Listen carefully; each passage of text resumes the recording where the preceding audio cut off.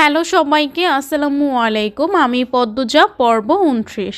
নূরজাহান শক্ত করে পদ্মজার হাত ধরেন, ক্ষীণ স্বরে বললেন, ঘরে আহো, পরে কইতাছি। কান্নার শব্দ ধীরে ধীরে কমে যাচ্ছে। নূরজাহান পদ্মজাকে নিয়ে নিজের ঘরে ঢুকেন। আমির চেয়ার টেনে বসার জন্য প্রস্তুত হতে নূরজাহান হৈ হৈ করে উঠলেন, তুই বইতাছোস কেন? আমির হক চকিয়ে গিয়ে বলল, মানে বউয়ের ধারে আর থাউন যাইব না, আইজ কাল রাত্রি।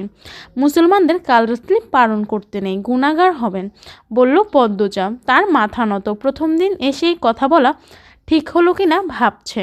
মুখের ওপর কথা শুনে নূরজাহান কড়া চোখে তাকান। পদ্মজা দেখার পূর্বে সেকেন্ড কয়েকের মধ্যে চোখের দৃষ্টি শীতল করে আগের রূপে নিয়ে আসেন। তিনি পদ্মজাকে প্রশ্ন করলেন, গ্রামের রেওস ফালায়দন যাইব? নূরজাহানের কণ্ঠ স্বাভাবিক। পদ্মজা নির্ভয়ে চোখ তুলে তাকালো, বলল, যা পাপ তা করতে নেই দাদু, জেনে শুনে ভুল রেওয়া সারা জীবন টেনে নেওয়া উচিত না। আমার কথা শুনে রাগ করবেন না। তুমি কি আজ জামাইয়ের লগে থাকতে চাইতাছো? নূরজাহানের কণ্ঠ গম্ভীর। এমন প্রশ্নে পদ্মজা ভয় পেয়ে যায় এবং লজ্জায় আরক্ত হয়ে ওঠে। আমতা করে বলল, না মানে তেমন কিছু না। পদ্মজা আর চোখে আমিরকে দেখে আবার চোখের দৃষ্টি নত করে ফেলল। আমির নূরজাহানকে জড়িয়ে ধরে বলল, আমি যাচ্ছি বুড়ি। এরপর পদ্মজার দিকে তাকিয়ে হাত নেড়ে কোমল কণ্ঠে বিদায় জানালো। আল্লাহ হাফিজ পদ্মজা, আমার পদ্মবতী। পদ্মজা নতজানু অবস্থায় মাথা নাড়ালো। আমির ঘর থেকে বেরিয়ে যায়। পদ্মজা ধীরে ধীরে মাথা উঁচু করে নূরজাহানকে দেখে, ঢোক গিলে বলে, রাগ করছেন দাদু? নূরজাহান হাসলেন। পদ্মজার এক হাত ধরে বিছানার কাছে নিয়ে যান, বললেন, আমার বইনে তো ঠিক কথাই কইছে, গুসা করতাম কেরে? পদ্মজা স্বস্তির নিঃশ্বাস নিল। নূরজাহান বললেন, তুমি বও, আমি জ্যোৎস্নার মারে ভাত দাওনের কথা কইয়াইতাছি। আমি খেয়েছি দাদু, তখন খাওয়ালেন আম্মা। ব্যাগটা কই, শাড়িটা খুইলা আরেকটা পরো, সিঁদুর রঙেরটা পরবা। বলতে বলতে নূরজাহান ব্যাগ থেকে সিঁদুর রঙের শাড়ি বের করে দিলেন, পদ্মজার দিকে এগিয়ে দিলেন। পদ্মজা হাত বাড়িয়ে শাড়ি নিল, জানতে চাইল কোথায় পাল্টাবো। খাড়াও, দরজা লাগায় দিই, ঘরেই পাল্টাও, আমারে শর্মায়ও না বোন, তোমার যা আমারও তা। পদ্মজা শাড়ি হাতে নিয়ে চারপাশে চোখ বুলিয়ে শাড়ি পাল্টানোর মতো উপযুক্ত জায়গা খুঁজতে থাকে।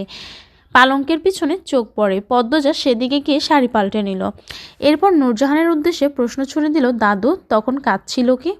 নূরজাহান বিছানায় বসতে বসতে জবাব দেন, আমার খলিলের বড় স্যারার বউ। পদ্মজা দুই কদম এগিয়ে আসে, আগ্রহ ভরে জানতে চায় কেন কাঁদছিল, ওনাকে কি আটকে রাখা হয়েছে? বউ, আমার ধারে বউ। পদ্মজা নূরজাহানের সামনে ঝুঁকে বসে। নূরজাহান বললেন, তোমার চাচা হৌরের বড় স্যারার বউ।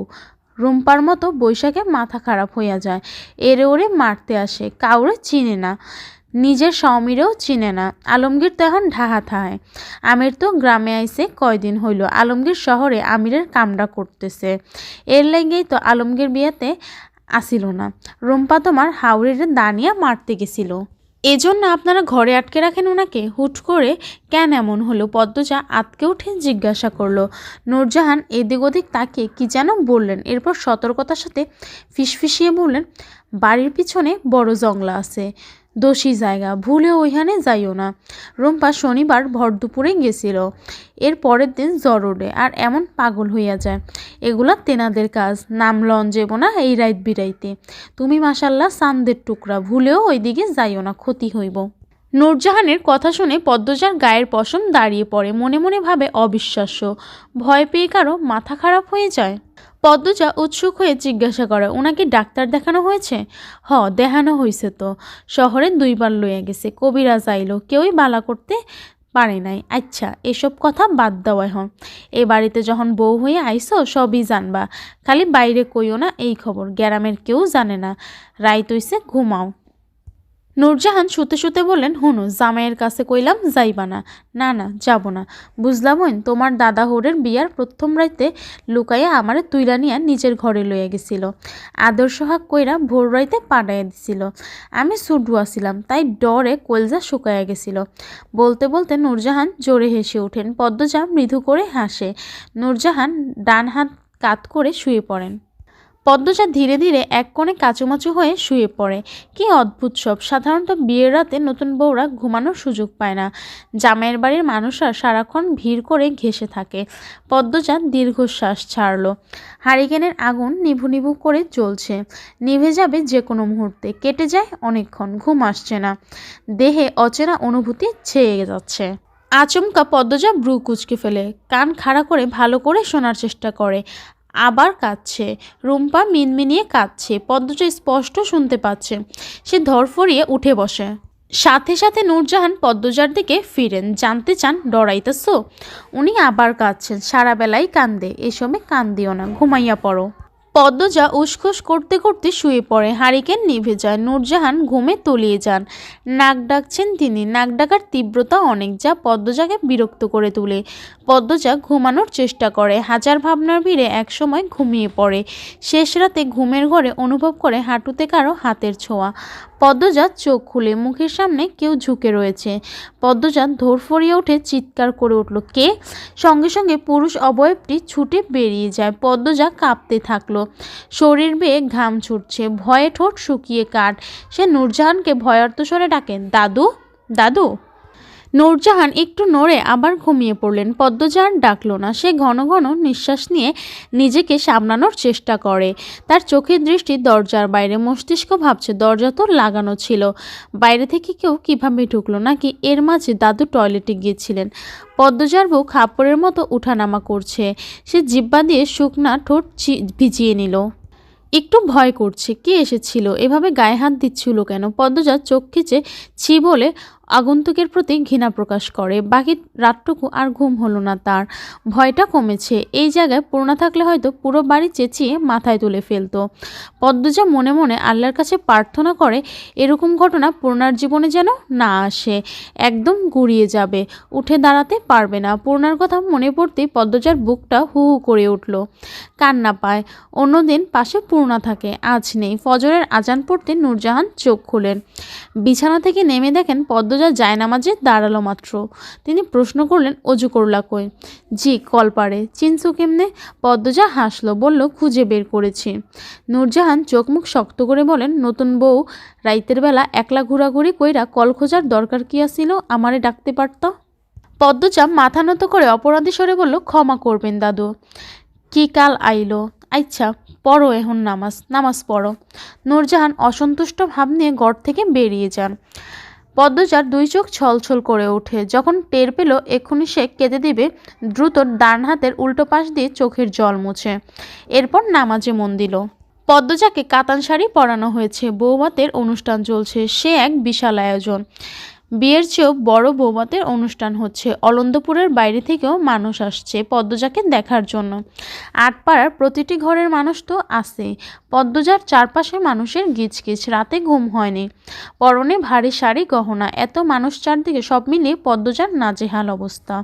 মাথা নত করে বসে আছে সে। আপা! পূর্ণার কণ্ঠ শুনে মুহূর্তেই পদ্মজার ক্লান্তি উড়ে যায়। চকিতে চোখ তুলে তাকায়। পূর্ণা, প্রেমা, প্রান্ত ঝাঁপিয়ে পড়ে পদ্মজার উপর। পূর্ণা আওয়াজ করে কেঁদে উঠে বলল, রাতে আমার ঘুম হয়নি আপা। পদ্মজার গলা জ্বলছে। প্রেমা পূর্ণাকে, প্রান্তকে দুহাতে জড়িয়ে ধরে চাপা কণ্ঠে বললে, আমারও ঘুম হয়নি বোন। আপা চলো, বাড়ি চলো। কাইল যাইব, আইজ না। এখন পদ্মজা আমরার বাড়ির সেরি, লাবণ্য বলল। সে সবেমাত্র এই ঘরে ঢুকলো। পদ্মজার জন্য খাবার নিয়ে এসেছে। পূর্ণা রাগ নিয়ে বললে, আমার বোন, আমি নিয়ে যাব। আমাদের আপা, আমরা নিয়ে যেতে এসেছি, বলল প্রান্ত। রানী প্রান্তর কান টেনে ধরে বলল, পেকে গেছিস তাই না? ও সারাও রানী আপা, ব্যথা পাচ্ছি। ওরে মা, তুই শুদ্ধ ভাষাও শিক্ষা লাইছোস? রানী অবাক হয়ে জানতে চাইল। প্রান্ত অভিজ্ঞদের মতো হেসে বলল, ইয়াস। যারা যারা প্রান্তকে চিনে সবার চোখ কোটর থেকে বেরিয়ে আসতে চাইল। প্রান্ত একটি ইংরেজি শব্দ বলেনি, যেন মাত্র এখানে বজ্রপাত ঘটল। রানী চোখে মুখে বিস্ময় ভাব রেখে বলল, এটা মুন্না না, অন্য কেউ। আমি মুন্না না, প্রান্ত। প্রান্ত মোড়ল। প্রান্তের বলার ভঙ্গি দেখে সবাই হেসে উঠল। পদ্মজা হাসতে হাসতে রানীকে বলল, প্রান্ত অনেকগুলো ইংরেজি শব্দ শিখেছে। বউ মানুষ কেমনে দাঁত বাইর করে হাসতেছে দেখছো, বেহাইয়া বউসেরা। কথাটা দরজার পাশ থেকে কেউ বলল। অন্য কেউ শুনতে না পেলেও পদ্মজা শুনতে পেল। সে সেদিকে তাকালো। অল্প বয়সী দুজন মহিলা এমনভাবে তাকিয়ে আছে যেন পদ্মজাকে চোখ দিয়ে গিলে খাবে। পদ্মজা তাদের উদ্দেশ্যে হাসে। পদ্মজার হাসি দেখে মহিলা দুজন থতমত খেয়ে গেল। দুজন চাওয়াচাওয়ি করে আবার পদ্মজার দিকে তাকালো। পদ্মজা ততক্ষণে চোখ সরিয়ে নিয়েছে। অতিথি আপ্যায়ন চলছে ধুমধামে। রমিজ আলী, কামরুল, রজব সবাই উপস্থিত রয়েছে। খাওয়া শেষে তারা আড্ডা শুরু করেছে। রমিজ বললেন, মঞ্জুর স্যারা, জলিল, সৈয়দ এরা কি আইছে? কামরুল দাঁতের ফাঁক থেকে যত্ন করে গরুর মাংস বের করেন। এরপর উত্তর দেন, না আহে নাই। সেদিন সৈয়দের বাপে আমার কাছে গেছিল। ক্যারে গেছিল? সৈয়দরে যাতে মাতবরের হাত থেকে বাঁচাইয়া দেয়। হেরা এখন কই আছে? আছে কোনোহানে, কয়দিন পর পরই তো উধাও হইয়া যায়। এখনের স্যারাদের দায় দায়িত্ব নাই বুঝলা। আমরা যখন 10 বছর তখন খেতে কাজ করতে করতে কাম করতাম আর যাইতাম।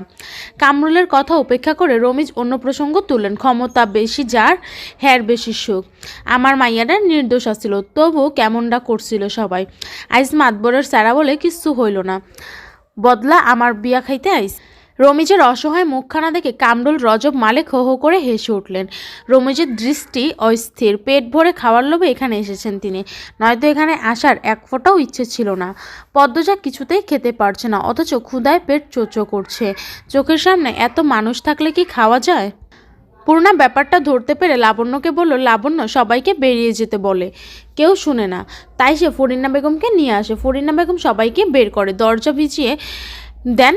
ঘরে শুধু রানী, লাবণ্য, পদ্মজা, প্রেমা, পূর্ণা এবং প্রান্ত। পদ্মজা খাওয়ার জন্য প্রস্তুত হয়।